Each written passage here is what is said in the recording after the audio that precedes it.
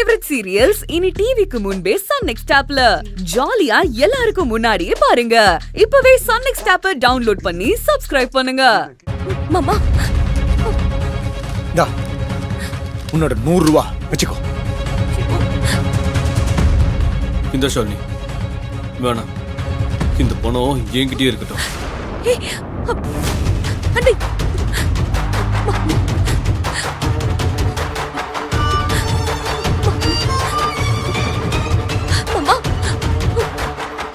பாத்தியா கையில, இப்போவாது புரியுதா உனக்கு? என்னமோ சொன்ன, அவன் பணத்தை வாங்க மாட்டான்னு. அவனுக்கு நம்மளை விட பணம் தான் ரொம்ப முக்கியம். அவன் நீ நினைக்கிற மாதிரி பழைய அன்பு கிடையாது. அவன் பணத்தை வாங்கினது கூட பெருசா நினைக்கல. ஏன்னா நான் எதிர்பார்த்தது அதான். ஆனா பணத்தை எண்ணி பார்த்துட்டு அதுல 100 ரூபா கம்மியா இருக்குன்னு கணக்கு பார்த்து வாங்கிட்டு போறான் பாத்தியா? அதைத்தான் என்னால ஏத்துக்க முடியல. இதுக்கு மேல அவனை பத்தி புரிஞ்சுக்கிறதுக்கும் தெரிஞ்சுக்கிறதுக்கும் எதுவும் இல்ல. இத பாருங்க, இதுக்கு அப்புறமாவது யார்கிட்ட எப்படி நடந்துக்கணும், எப்படி இருக்கணும்னு புரிஞ்சு நடந்துக்கோங்க. அதுதான் உங்களுக்கு மரியாதை. அனு அனு எல்லாம் எடுத்து வச்சிட்டியா? டைம் ஆகுது பார். வா வா, சீக்கிரம் போலாம் வா.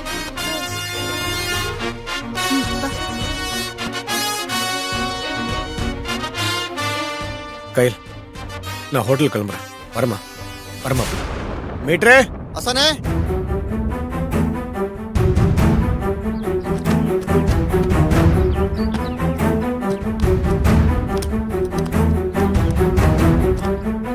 டேமேட்ரே, நீ ஹோட்டல் கிளம்பு, நானும் ஸ்கூல்ல விட்டு வரேன். பைக்கில் கூட்டு போசனே. இல்ல நான் ஆட்டோல போய்க்கிறேன். சரி நான் கிளம்புவா. நீ கிளம்பு. ஜனா, அனு ஸ்கூலுக்கு டைம் ஆச்சு, வா. அதெல்லாம் ஒண்ணு வேணாம், வாய் மூடிட்டு வா. அம்மா சொல்றத கேட்கணும், புரியுதா? சும்மா தேவையில்லாம பண்ணக்கூடாது.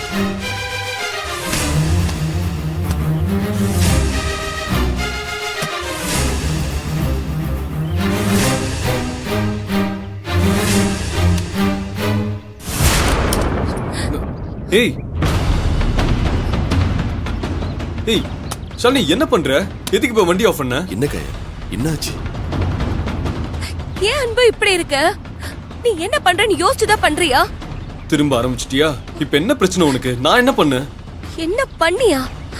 நேத்து நீ கோமா பேசி சண்டை போட்ட வருத்தத்துல மூர்த்தி மாமா எங்கேயோ போய் கடன் வாங்கி அந்த பணத்தை கொண்டு வந்து உன்கிட்ட குடுக்கறாரு. அதை கொடுக்கும்போது வேணான்னு சொல்லாம கொடுத்த பணத்துல 100 ரூபாய் கம்மியா இருக்குன்னு கணக்கு போட்டு வாங்கிட்டு வர. இப்ப அதுல என்ன குத்தம் கண்டுபிடிச்ச? எனக்கு கொடுக்க வேண்டிய பணம் தானே, அத வாங்கினதுல என்ன தப்பு இருக்கு? என்ன தப்பு இருக்கா? என்ன அன்பு, ஏதோ பக்கத்து வீட்டுக்கார எதிர் வீட்டுக்கார ஏதோ கடன் கொடுத்து அவகிட்ட பணத்தை திருப்பி வாங்கிட்டு வந்த மாதிரி பேசிட்டு இருக்க.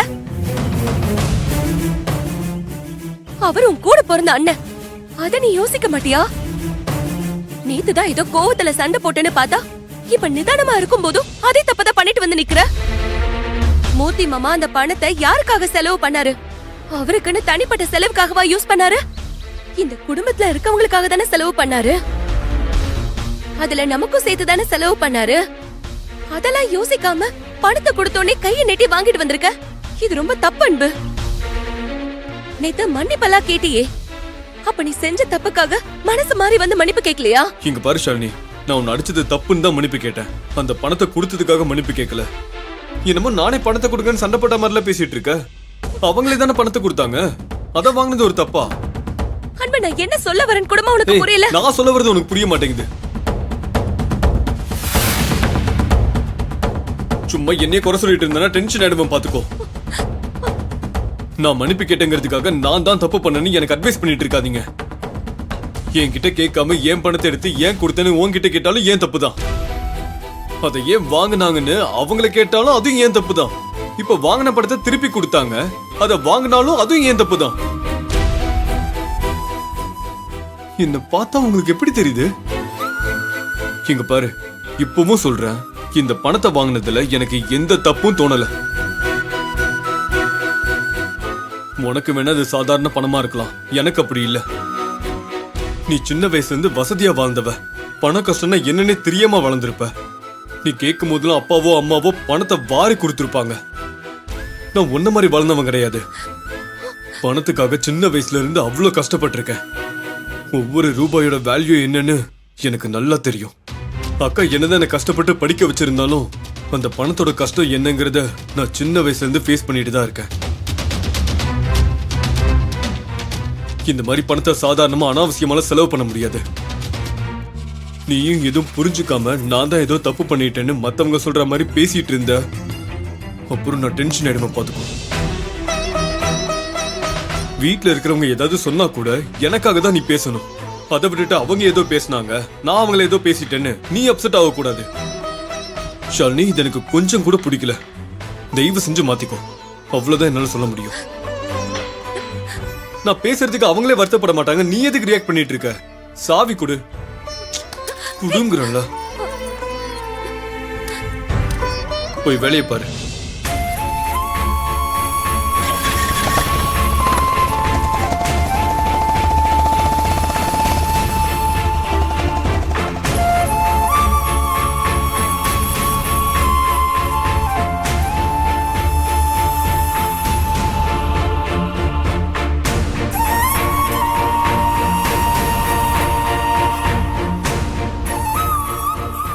இது நீ எதிர்பார்க்கல கயல்.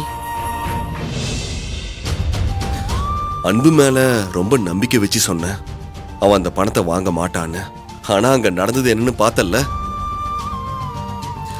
அவன் வெளியில பேசுறத கேட்டல்ல. அவனோட பாயிண்ட் ஆஃப் வியூல, அவனோட மோட்டிவ்ல அவன் ரொம்ப தெளிவா இருக்கான். இங்க தெளிவாக வேண்டியது நீ மட்டும்தான். இங்க பிரச்சனை என்னன்னு தெரியுமா? அவங்க மாறிட்டாங்கன்றதோ இல்ல நீ நினைச்ச மாதிரி நடந்துக்கலங்கிறதோ கிடையாது. நீ அதை அக்செப்ட் பண்ணிக்க மாட்டேங்கிற. அதான் அவங்க கிட்ட மாற்றங்கள் தெரிஞ்சாலும் அவங்க மாற்றங்களை உன்னால ஏத்துக்க முடிய மாட்டேங்குது. அப்படி இருக்காதுன்னு நீ மத்தவங்கள மட்டும் இல்ல, உன்னை நீயே கன்வின்ஸ் பண்ண ட்ரை பண்ணிட்டு இருக்க. ஆனா அது உன்னால முடியல. இங்க யாரையுமே விட்டு கொடுத்துட கூடாதுன்னு உன்னால முடிஞ்ச அளவுக்கு அவங்களோட உண்மையான பிம்பத்தை மறைக்க முயற்சி பண்ணாலும் அவங்களே அதை உடைச்சு நான் இப்படிதானு உன் கண்ணு முன்னாடி காட்டிடுறாங்கல்ல. அதுக்காக நான் அவங்க தப்பா இருக்காங்கன்னு சொல்லல. அவங்க பண்ற விஷயங்கள் சரியாதான் இருக்குன்னு அவங்களுக்குள்ள ஒரு எண்ணம் இருக்கு.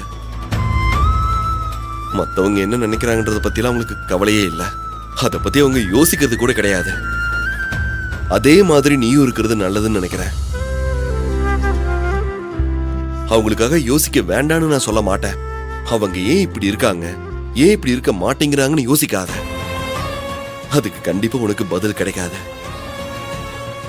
அது உன்னை மேலும் மேலும் ரொம்ப ஹர்ட் பண்ணும். என்னை பொறுத்த வரைக்கும் அவங்கள அவங்க போக்கிலேயே விட்டுறதா நல்லது. நாம நினைக்கிற மாதிரி அவங்க இல்லைன்னு வருத்தப்படுறதை விட அவங்களுக்கு ஏத்த மாதிரி நம்மளை நாமளே மாத்திக்கிறது நல்லது. கையில் நான் ஏற்கனவே சொன்னதான் இப்பவும் சொல்றேன். எல்லாரும் அவங்கவுங்க வாழ்க்கையை பார்க்க ஆரம்பிச்சிட்டாங்க. இதுக்கப்புறம் நாமளும் நம்ம லைஃப்பை பத்தி யோசிக்கிறதா நல்லதுன்னு எனக்கு தோணுது. எல்லாருக்கும் ஒரு லைஃப் இருக்கு. அந்த லைஃபை ரன் பண்றதுக்கான சோர்ஸ் அவங்ககிட்டயே இருக்கு.